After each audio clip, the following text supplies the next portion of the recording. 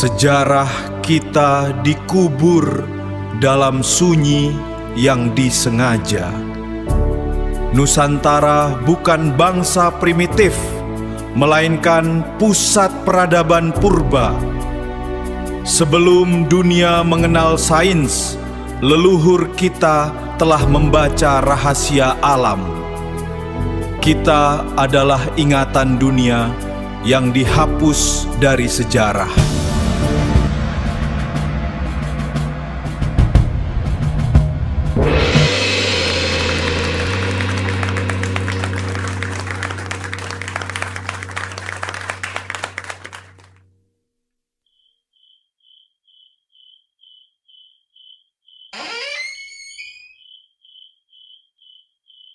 Anda tahu kan, kalau komputer Anda bermasalah, Anda tinggal tekan tombol reset.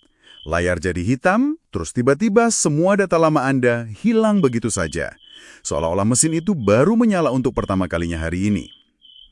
Nah, coba bayangkan jika tombol reset itu ditekan bukan pada mesin, tapi pada ingatan kolektif seluruh peradaban manusia. Selamat datang di sesi Deep Dive kita. Misi kita hari ini sangat spesifik, yaitu membedah tumpukan dokumen yang mengklaim kalau sejarah linier Nusantara yang selama ini kita yakini sebenarnya salah kaprah. Dan ingat, kita di sini murni melaporkan secara netral apa yang disampaikan oleh sumber ya. Kita sama sekali tidak memvalidasi atau memihak klaim ekstrim ini. Oke, mari kita bedah ini. Cepat sekali. Dan dokumen ini punya satu premis besar yang langsung menantang teori arus utama yang ada sekarang. Yang menarik di sini adalah mereka menolak keras gagasan bahwa Nusantara itu cuma menerima budaya dari luar. Kayak teori out of Taiwan itu loh. Sumber kita justru mengklaim kalau Nusantara adalah episentrumnya. Tunggu, maksudnya pusat dari semuanya? Kayak sumber peradaban gitu? Iya, benar banget.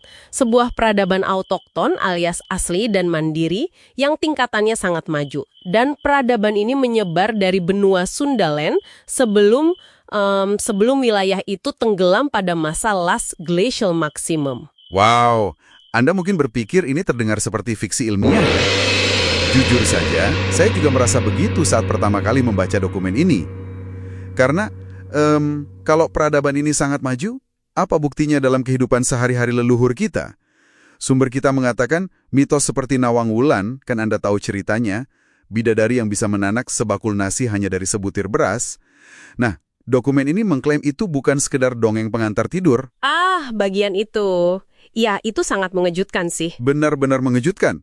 Karena dokumen ini mengklaim itu adalah metafora untuk rekayasa genetika padi kuno, spesifiknya varietas Oryza sativa javanica.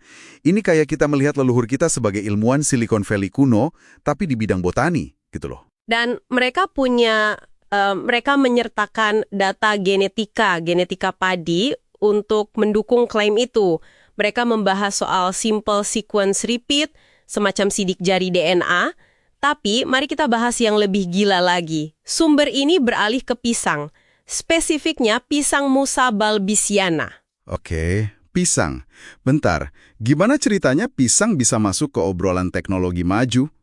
Gini, pisang secara alami mengandung isotop potasium 40 yang memancarkan radiasi. Dalam sains modern, kita mengenal yang namanya banana equivalent dose atau BED. Besaran radiasi alami dari satu pisang itu sekitar 0,1 mikrosievert. Nah, jika kita hubungkan ini dengan gambaran yang lebih besar, sumber kita menyebutkan leluhur memanfaatkan takaran radiasi ini dalam ritual yang disebut sembahyang. Sembahyang. Jadi maksudnya ritual itu dirancang secara ilmiah untuk menetralisir energi buruk via radiasi alami berskala mikro itu? Betul. Tapi ada syarat mutlaknya. Pisang tersebut sama sekali tidak boleh menyentuh tanah. Karena kalau pisangnya menyentuh tanah, itu kayak konsep grounding atau arde di kelistrikan rumah Anda, bumi akan langsung menyerap dan menetralisir energi radiasi itu sebelum sempat bekerja pada manusia. Masuk akal secara fisika sih. Tapi kalau mereka menguasai rekayasa genetika dan radiasi isotop sejauh itu, kan butuh pusat riset ya? Anda nggak bisa tiba-tiba menemukan manipulasi radiasi di tengah hutan. Di mana mereka belajar ini semua? Dokumen kita menunjuk pada satu institusi raksasa, Universitas Dharmapala di Svarna Dwipa atau wilayah Sumatera masa kini. Di sanalah tokoh bernama Suvarna Dwipa Dharmakirti mengajarkan teori atomisme. Disinilah ini menjadi sangat menarik. Karena menguasai tingkat atomik, berarti mereka paham kalau materi bisa dipecah. Dan itu yang memungkinkan mereka melakukan modifikasi genetika dengan presisi. Tapi pertanyaan besarnya, di mana mereka menyimpan data riset kompleks ini? Kertas pasti hancur dimakan zaman, kan? Nah, di sini sumber kita mengeluarkan klaim yang paling luar biasa, Borobudur. Dokumen ini mengklaim nama aslinya adalah Vana Cakapala dan itu sama sekali bukan monumen agama. Hah? Borobudur bukan monumen agama. Terus apa dong?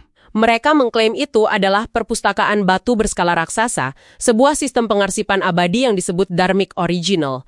Relief-relief di sana diklaim bukan sekedar memahat cerita, tapi mengukir struktur anatomi botani dari 346 jenis tumbuhan hasil rekayasa genetika. Semacam monumen buah atau katalog DNA 3 dimensi yang mustahil terhapus waktu. Oke, saya harus menghentikan Anda di sini. Kalau mereka benar-benar punya perpustakaan genetika sebesar Borobudur, atau teknologi untuk bangun situs megalitik presisi kayak Mahek 1001 Batu Togak di Sumatera Barat, bagaimana mungkin ribuan tahun sejarah teknologi maju bisa terhapus begitu saja dari ingatan kolektif? Nah, ini memunculkan pertanyaan penting. Jawaban dokumen ini adalah soal tragedi penetapan tahun Saka pada 78 Masehi. Mereka memaparkan bahwa tahun 78 Masehi itu adalah sebuah kesepakatan politik global yang menciptakan titik nol palsu. Jadi, maksudnya pencapaian luar biasa sebelum tahun 78 itu sengaja dihapus dan dikategorikan ulang cuma sebagai mitos. Padahal, seberapa maju mereka waktu itu? Sangat maju. Sumber kita mengklaim peradaban sebelum 78 Masehi sudah mencapai penguasaan energi skala 10. Ini mencakup tingkat fisika kuantum, di mana manusia bisa memanipulasi ruang dan gravitasi, termasuk teknologi teleportasi dan levitasi. Wow, levitasi! Pantas saja dokumen ini dengan mudah menjelaskan bagaimana leluhur kita bisa mengangkat batu megalitik puluhan ton. Mereka cukup menghilangkan gravitasinya. Oke, mari kita ambil napas sejenak. Jadi, apa arti dari semua ini? Kita baru saja menjelajahi klaim fantastis, mulai dari bidadari yang ternyata rekayasa genetika, ritual radiasi pisang, Borobudur sebagai server data DNA, sampai konspirasi kalender untuk menghapus memori peradaban skala 10. Sekali lagi untuk Anda yang mendengarkan, ini murni penjabaran dokumen sumber tanpa modifikasi. Benar. Dan jika kita kembali ke metafora tombol reset yang Anda sebutkan di awal tadi, coba renungkan ini. Jika sebuah kesepakatan sistem kalender sederhana diduga mampu memformat ulang ingatan kolektif global dan menyembunyikan masa lalu yang begitu canggih, bagian sejarah dominan manusia mana lagi saat ini yang mungkin sebenarnya hanya sebuah ilusi atau kesepakatan sepihak?